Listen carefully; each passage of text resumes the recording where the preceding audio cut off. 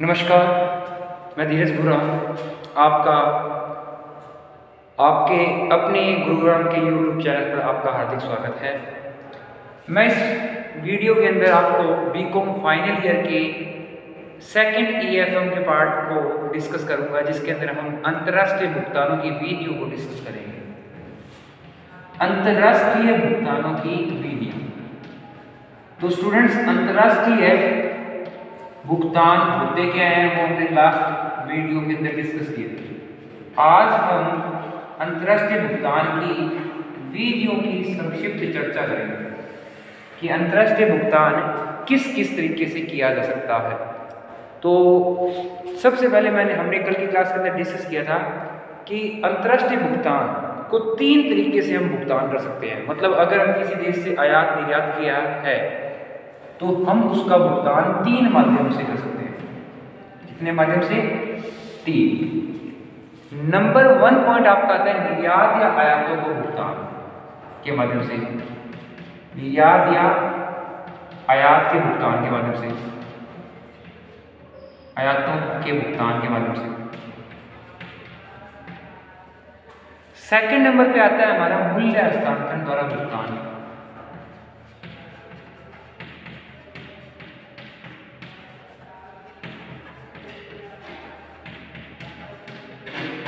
और third number पे हमारे पास आता है साख पत्रों द्वारा भुगतान।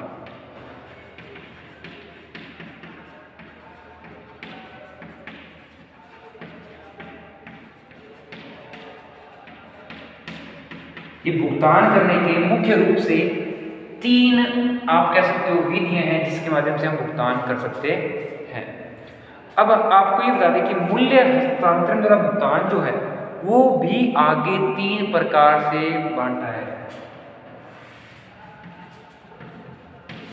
मतलब मूल्य हस्तांतरण द्वारा भुगतान को भी 3 भागों में बांटा है।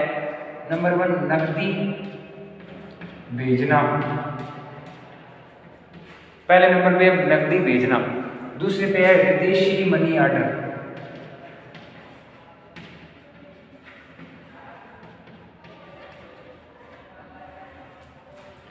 और तीसरे नंबर पे है धातुओं का स्थानांतरण।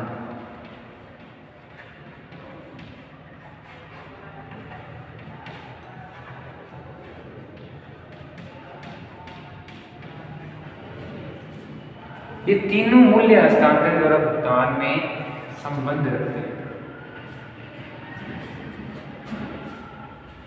ठीक है, अब हम इसको डिस्कस करने जाएंगे कि कैसे अंतर्राष्ट्रीय भुगतानों की विधियों को हम समझेंगे। तो निर्यात और आयात के भुगतान के माध्यम से, मूल्य हस्तांतरण द्वारा भुगतान, साख पत्रों के माध्यम से भुगतान। देखो, निर्यात आयात का मतलब क्या है? जितने हमने निर्यात किया है उतने ही हमने किसी से आयात किया होगा। तो आयात वालों को भुगतान निर्यात से जो पैसा आया उससे कर सकते हैं। मूल्य हस्तांतरण और भुगतान का मतलब होता है हमने कोई ट्रांसफर मारे हैं, पैसे एक्सचेंज किया है, कोई गुड्स मंगवा लिया, फिर भुगतान करना। तो उसके अंदर हमें 3 आते हैं: नकदी भेजना, कैश भेज दिया, ऑर्डर कर दिया, धातु दर्शना, मतलब हमें पेमेंट देनी है, नॉर्मल सी बात है। और तीसरा आता है साख पत्रों के माध्यम से, हमने कोई चेक वगैरह है उसके थ्रू कर दिया तो वो इसके थ्रू होगा। तो इसके अंदर आप क्या करते हैं मुख्य रूप से? एक तो आ गया चेक, ड्राफ्ट। ठीक है, चेक के माध्यम से भी कर सकते हैं, ड्राफ्ट के माध्यम से कर सकते हैं, यात्रा चेक हो सकता है। यात्रा चेक कल हमने पढ़ा था कि एक व्यक्ति जब एक देश से दूसरे देश जाता है तो यात्रा के पर्पज से जो भी धनराशि लेके जाता है तो वो एक देश में जमा करा लेता है और दूसरे देश में निकाल लेता है। तीसरा है डाक हस्तांतरण।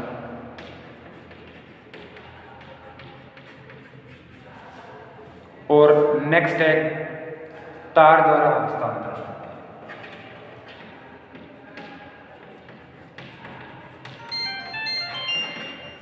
यहां तक चीजें क्लियर है क्या?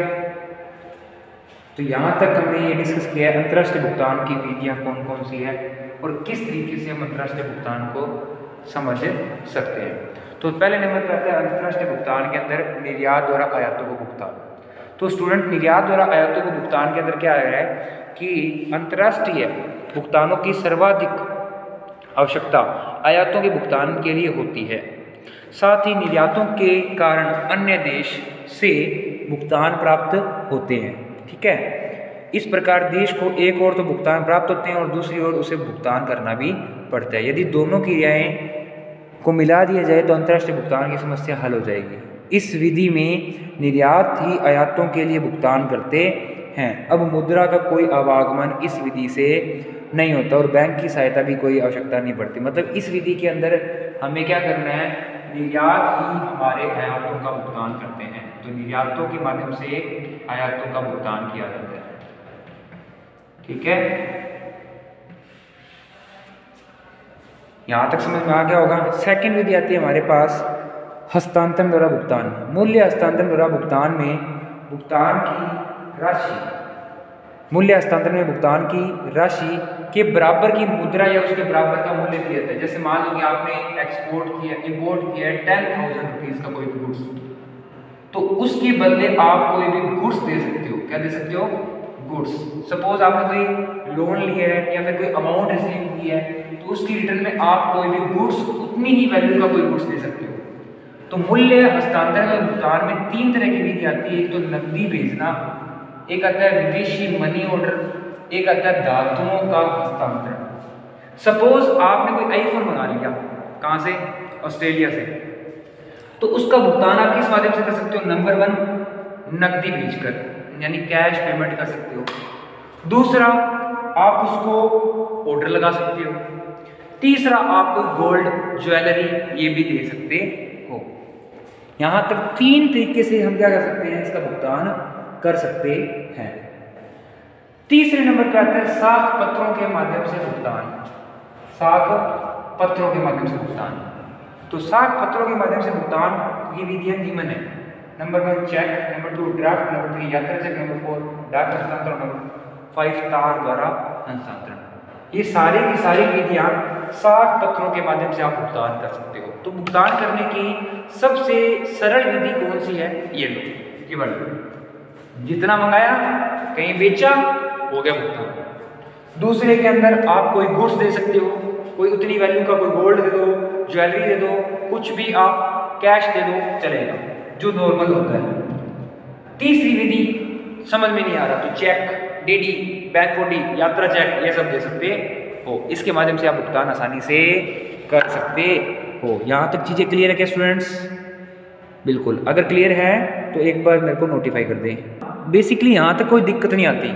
दिक्कत आती है कि कुछ चेक की आपको चीज़ें दिखाते हैं कि चेक किस प्रकार के बनाए जाते हैं। तो स्टूडेंट्स देखिए, आपको चेक का एक छोटा सा रूप दिखा देता हूँ मैं आपको, कि अगर चेक देखना है तो किसी भी बैंक का चेक होता है, तो चेक को किस माध्यम से देखा जाता है? तो चेक का नमूना कुछ इस प्रकार का होता है कि ये चेक है, मान लो सबसे पहले इसमें लिखा होता है बैंक का नेम, जैसे SBI टू जिसको पे करना है, और यहाँ पे उसके सिग्नेचर, यहाँ पे उसके अकाउंट नंबर लिखा होता है, तो यहाँ डेट होती है। ये चेक का एक नमूना है, सबको पता होगा। क्लियर है क्या? जितना भी पे करना होता है वो चेक के नमूने में होता है। अब हम डिस्कस कर रहे हैं, यहाँ तक हमने ये डिस्कस कर लिया कि अंतर्राष्ट्रीय भुगतान की कौन कौन सी विधियाँ हैं और किस तरीके से अंतर्राष्ट्रीय भुगतान को हम समझ सकते हैं। होप कि यहाँ तक आपको चीज़ें क्लियर होगी। ठीक है, तो अब हम करने जा रहे हैं अंतर्राष्ट्रीय भुगतान की सर्वोत्तम विधि कौन सी है। भाई इतनी सारी विधियाँ हैं, सबसे विधि कौन सी है? तो कोई भी विधि को सर्वोत्तम विधि नहीं कहा जा सकता। कारण क्या है? क्योंकि समय, परिस्थितियाँ, भुगतान की राशि सदैव इस विधि को क्या करती है? प्रभावित करती है। हम ये नहीं कह सकते कि हमारे लिए निर्यात आयात भुगतान विधि बढ़िया है, हमारे लिए मूल्य हस्तांतरण विधि बढ़िया है, या फिर हमारे लिए साख पत्रों के माध्यम से भुगतान करने की विधि बढ़िया है। नहीं, वो डिपेंड करेगा कि आपके पास क्या रिसोर्सेज है और क्या आप उन रिसोर्सेज से पेमेंट करना चाहते हो। तो ये रिसोर्सेज ही आपको क्या करते हैं? बेनिफिट प्रोवाइड करते हैं। अब बेसिकली बात क्या आती है?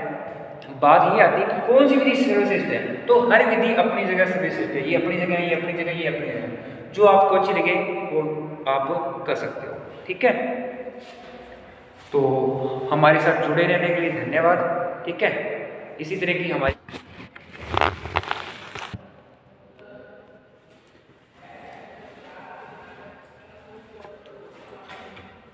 नमस्कार, मैं धीरज बुरा आपका आपके अपने गुरुग्राम के YouTube चैनल पर आपका हार्दिक स्वागत है। मैं इस वीडियो के अंदर आपको बीकॉम फाइनल ईयर के सेकंड EFM के पार्ट को डिस्कस करूंगा, जिसके अंदर हम अंतर्राष्ट्रीय भुगतानों की विधियों को डिस्कस करेंगे। अंतर्राष्ट्रीय भुगतानों की विधियां। तो स्टूडेंट्स, अंतर्राष्ट्रीय भुगतान होते क्या हैं वो हमने लास्ट वीडियो के अंदर डिस्कस किए थे। आज हम अंतर्राष्ट्रीय भुगतान की विधियों की संक्षिप्त चर्चा करेंगे कि अंतर्राष्ट्रीय भुगतान किस किस तरीके से किया जा सकता है। तो सबसे पहले हमने कल की क्लास के अंदर डिस्कस किया था कि अंतर्राष्ट्रीय भुगतान को 3 तरीके से हम भुगतान कर सकते हैं। मतलब अगर हम किसी देश से आयात निर्यात किया है तो हम उसका भुगतान 3 माध्यम से कर सकते हैं। कितने माध्यम से? 3। नंबर 1 पॉइंट आपका आता है निर्यात या आयातों को भुगतान के माध्यम से। निर्यात या आयात के भुगतान के माध्यम से, आयातों के भुगतान के माध्यम से। सेकंड नंबर पे आता है हमारा मूल्य हस्तांतरण द्वारा भुगतान।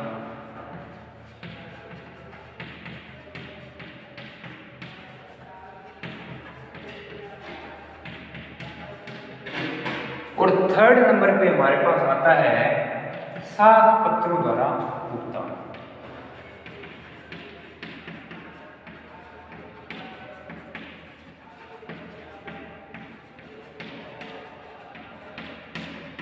ये भुगतान करने के मुख्य रूप से 3 आप कह सकते हो विधियां हैं जिसके माध्यम से हम भुगतान कर सकते हैं।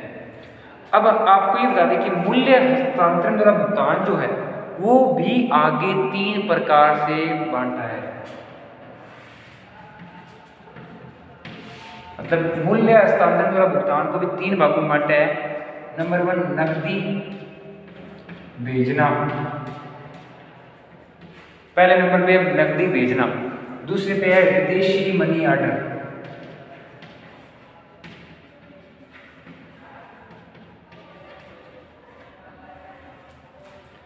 और तीसरे नंबर पे है धातुओं का स्थानांतरण।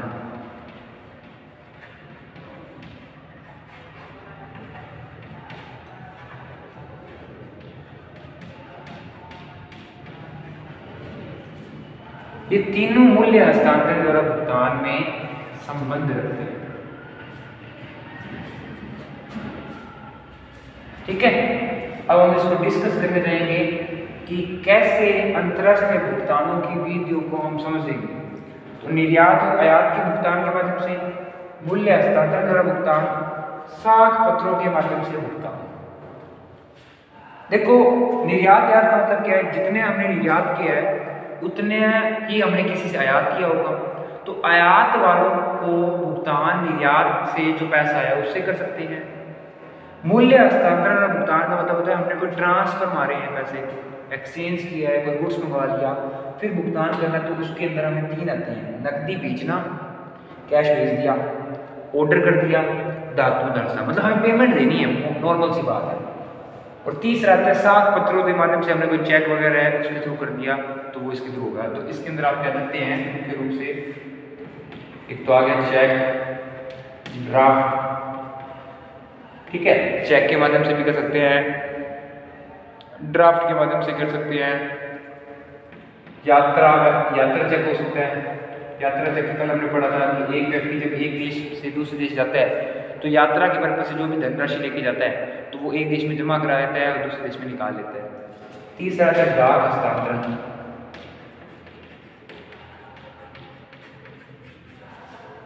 और नेक्स्ट है तार द्वारा हस्तांतरण।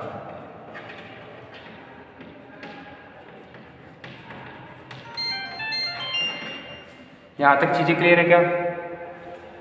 तो यहां तक हमने ये डिस्कस किया है अंतर्राष्ट्रीय भुगतान की विधियां कौन कौन सी है और किस तरीके से हम अंतर्राष्ट्रीय भुगतान को समझ सकते हैं। तो पहले नंबर पर आता है अंतर्राष्ट्रीय भुगतान के अंदर निर्यात द्वारा आयातों को भुगतान। तो स्टूडेंट, निर्यात द्वारा आयातों को भुगतान के अंदर क्या है कि अंतर्राष्ट्रीय भुगतानों की सर्वाधिक आवश्यकता आयातों के भुगतान के लिए होती है। साथ ही निर्यातों के कारण अन्य देश से भुगतान प्राप्त होते हैं। ठीक है, इस प्रकार देश को एक ओर तो भुगतान प्राप्त होते हैं और दूसरी ओर उसे भुगतान करना भी पड़ता है। यदि दोनों क्रियाएं को मिला दिया जाए तो अंतर्राष्ट्रीय भुगतान की समस्या हल हो जाएगी। इस विधि में निर्यात ही आयातों के लिए भुगतान करते हैं। अब मुद्रा का कोई आवागमन इस विधि से नहीं होता और बैंक की सहायता भी कोई आवश्यकता नहीं पड़ती। मतलब इस विधि के अंदर हमें क्या करना है, निर्यात ही हमारे आयातों का भुगतान करते हैं। तो निर्यातों के माध्यम से आयातों का भुगतान किया जाता है। ठीक है, यहां तक समझ में आ गया होगा। सेकंड विधि आती है हमारे पास हस्तांतरण द्वारा भुगतान। मूल्य हस्तांतरण द्वारा भुगतान में भुगतान की राशि, मूल्य हस्तांतरण में भुगतान की राशि के बराबर की मुद्रा या उसके बराबर का मूल्य दिया जाता है। जैसे मान लो कि आपने एक्सपोर्ट किया, इंपोर्ट किया है 10,000 रुपीज का कोई भी गुड्स, तो उसके बदले आप कोई भी गुड्स दे सकते हो। क्या दे सकते हो? गुड्स। सपोज आपने कोई लोन लिया है या फिर कोई अमाउंट रिसीव किया है, तो उसकी रिटर्न में आप कोई भी गुड्स, उतनी ही वैल्यू का कोई गुड्स दे सकते हो। तो मूल्य हस्तांतरण और भुगतान में 3 तरह की विधि आती है। एक तो नकदी भेजना, एक आता है विदेशी मनी ऑर्डर, एक आता है धातुओं का हस्तांतरण। सपोज आपने कोई आईफोन मंगा लिया, कहाँ से? ऑस्ट्रेलिया से, तो उसका भुगतान आप किस माध्यम से कर सकते हो? नंबर 1 नकदी भेजकर, यानी कैश पेमेंट कर सकते हो। दूसरा, आप उसको ऑर्डर लगा सकते हो। तीसरा, आप कोई गोल्ड ज्वेलरी ये भी दे सकते हो। यहां तक 3 तरीके से हम क्या कर सकते हैं, इसका भुगतान कर सकते हैं। तीसरे नंबर पर आता है साख पत्रों के माध्यम से भुगतान। साख पत्रों के माध्यम से भुगतान। तो साख पत्रों के माध्यम से भुगतान की विधियां निम्न है। Number 1 cheque, number 2 draft, number 3 यात्रा चेक, नंबर 4 डाक हस्तांतरण, नंबर 5 तार द्वारा हस्तांतरण। ये सारी की सारी विधियां साख पत्रों के माध्यम से आप भुगतान कर सकते हो। तो भुगतान करने की सबसे सरल विधि कौन सी है? ये लो, केवल जितना मंगाया, कहीं बेचा, हो गया भुगतान। दूसरे के अंदर आप कोई गुड्स दे सकते हो, कोई उतनी वैल्यू का कोई गोल्ड दे दो, ज्वेलरी दे दो, कुछ भी आप कैश दे दो, चलेगा, जो नॉर्मल होता है। तीसरी विधि समझ में नहीं आ रहा तो चेक, डीडी, बैंक बॉडी, यात्रा चेक, ये सब दे सकते हो। इसके माध्यम से आप भुगतान आसानी से कर सकते हो। यहाँ तक चीज़ें क्लियर है क्या स्टूडेंट्स? बिल्कुल, अगर क्लियर है तो एक बार मेरे को नोटिफाई कर दें। बेसिकली यहाँ तक कोई दिक्कत नहीं आती। दिक्कत आती है कि कुछ चेक की आपको चीज़ें दिखाते हैं कि चेक किस प्रकार के बनाए जाते हैं। तो स्टूडेंट्स देखिए, आपको चेक का एक छोटा सा रूप दिखा देता हूँ मैं आपको, कि अगर चेक देखना है तो किसी भी बैंक का चेक होता है, तो चेक को किस माध्यम से देखा जाता है? तो चेक का नमूना कुछ इस प्रकार का होता है कि ये चेक है, मान लो सबसे पहले इसमें लिखा होता है बैंक का नेम, जैसे SBI टू जिसको पे करना है, और यहाँ पे उसके सिग्नेचर, यहाँ पे उसके अकाउंट नंबर लिखा होता है, यहाँ डेट होती है। ये चेक का एक नमूना है, सबको पता होगा। क्लियर है क्या? जितना भी पे करना होता है वो चेक के नमूने में होता है। अब हम डिस्कस कर रहे हैं, यहाँ तक हमने ये डिस्कस कर लिया कि अंतर्राष्ट्रीय भुगतान की कौन कौन सी विधियाँ हैं और किस तरीके से अंतर्राष्ट्रीय भुगतान को हम समझ सकते हैं। होप कि यहाँ तक आपको चीज़ें क्लियर होगी। ठीक है, तो अब हम करने जा रहे हैं अंतर्राष्ट्रीय भुगतान की सर्वोत्तम विधि कौन सी है। भाई इतनी सारी विधियाँ हैं, सबसे विधि कौन सी है? तो कोई भी विधि को सर्वोत्तम विधि नहीं कहा जा सकता। कारण क्या है? क्योंकि समय, परिस्थितियां, भुगतान की राशि सदैव इस विधि को क्या करती है? प्रभावित करती है। हम ये नहीं कह सकते कि हमारे लिए निर्यात आयात भुगतान विधि बढ़िया है, हमारे लिए मूल्य हस्तांतरण विधि बढ़िया है, या फिर हमारे लिए साख पत्रों के माध्यम से भुगतान करने की विधि बढ़िया है। नहीं, वो डिपेंड करेगा कि आपके पास क्या रिसोर्सेज है और क्या आप उन रिसोर्सेज से पेमेंट करना चाहते हो। तो ये रिसोर्सेज ही आपको क्या करते हैं? बेनिफिट प्रोवाइड करते हैं। अब बेसिकली बात क्या आती है? बात ये आती है कि कौन सी विधि सर्वश्रेष्ठ है। तो हर विधि अपनी जगह सर्वश्रेष्ठ है। ये अपनी जगह, ये अपनी जगह, ये अपनी जगह, जो आपको अच्छी लगे वो आप कर सकते हो। ठीक है, तो हमारे साथ जुड़े रहने के लिए धन्यवाद। ठीक है, इसी तरह की हमारी वीडियोस पसंद आई तो लाइक करें, सब्सक्राइब करें और शेयर करें। ठीक है, थैंक यू।